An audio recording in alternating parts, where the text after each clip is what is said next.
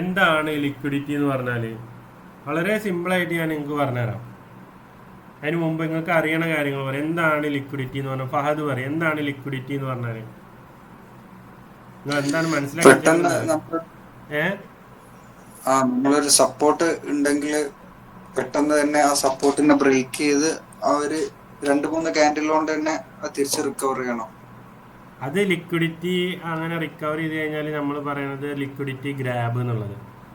അതല്ലാണ്ട് ലിക്വിഡിറ്റി എന്ന് പറഞ്ഞാൽ എന്താന്നുള്ളതാണ് ചോദിക്കുന്നത്. നീതു എന്താണ് മനസ്സിലാക്കിയേക്കണത് ലിക്വിഡിറ്റി എന്ന് പറഞ്ഞാൽ? ആ ഒരു ബയ്യിങ് പവറിന് വേണ്ടി ലിക്വിഡിറ്റി എടുത്ത് പോവാന്ന് തന്നെയാണ് ഞാൻ മനസ്സിലാക്കിയത്. എന്ത് നിങ്ങളുടെ ഉറക്കം പറയും? ബയ്യിങ് സ്ട്രെങ്ത് കുറയുമ്പോൾ ലോ ബ്രേക്ക് ചെയ്ത് ലിക്വിഡിറ്റി എടുത്ത് കയറി പോകും. അടിപൊളി.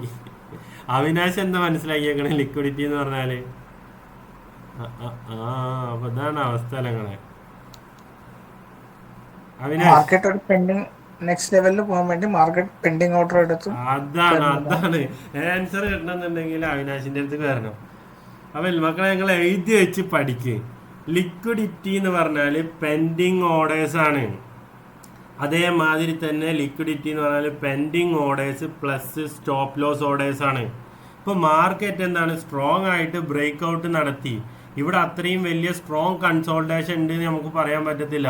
മാർക്കറ്റ് ഇങ്ങോട്ട് വന്നു, പെൻഡിങ് ആയിട്ടുള്ള ഓർഡേഴ്സ് കളക്ട് ചെയ്തു, ബയ്യിങ് കൊടുത്തു അല്ലേ, ബയ്യിങ് കൊടുത്തു. പക്ഷേ മാർക്കറ്റിന് നെക്സ്റ്റ് ലെവലിലോട്ട് മൂവ് ചെയ്യാൻ പറ്റുന്നില്ല.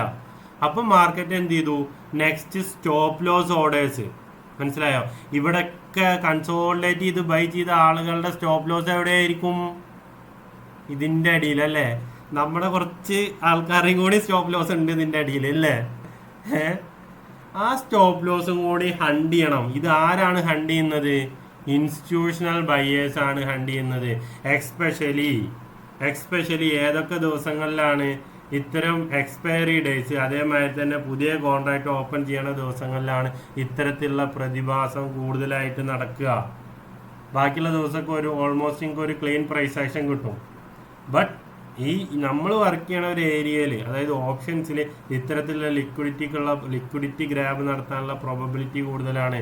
അതിലാണ് നിങ്ങൾക്ക് ഇൻട്രാഡേ ട്രെൻഡ് ഐഡൻറ്റിഫൈ ചെയ്യുമ്പോൾ തന്നെ അവിടെ പാറ്റേണിന് ലിക്വിഡിറ്റി എടുത്ത് കാരണം മാർക്കറ്റ് എങ്ങനെ മൂവ് ചെയ്യുന്നു, അല്ലാത്ത പ്രൈസ് ആക്ഷൻ എങ്ങനെ മൂവ് ചെയ്യുന്നു എന്നൊക്കെ കാറ്റഗറൈസ് ചെയ്ത് പഠിപ്പിച്ചു തരുന്നത്.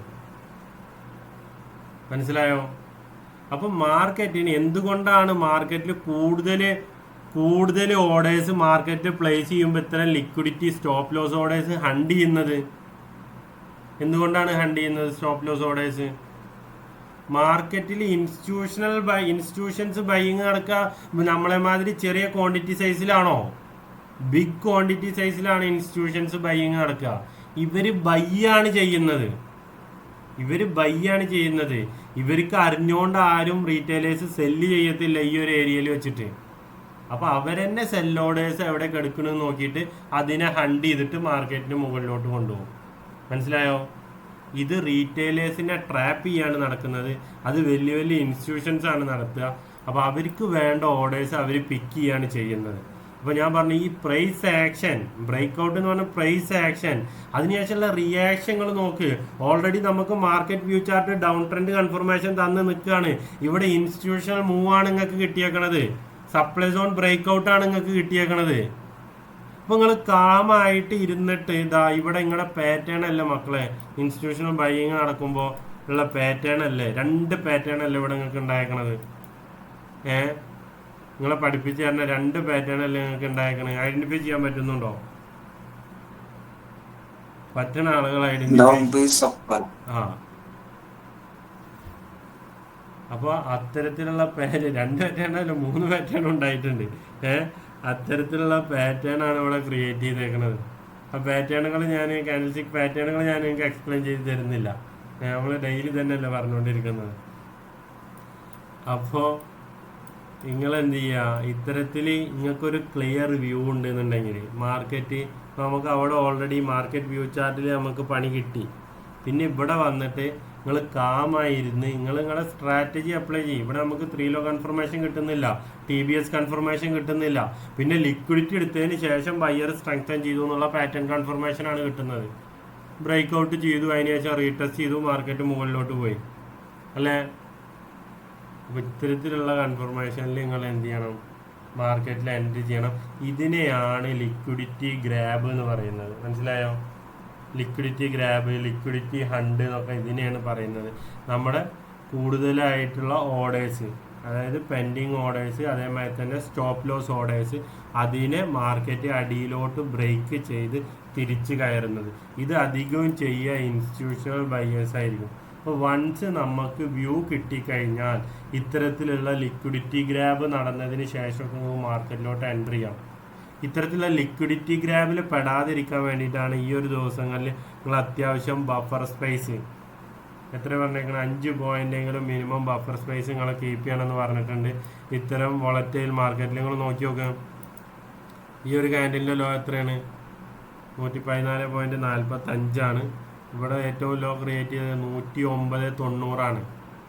109.90 പോയിന്റ് നോട്ടി. 110 എന്ന് പറഞ്ഞ റൗണ്ട് ഫിഗർ ആണ്.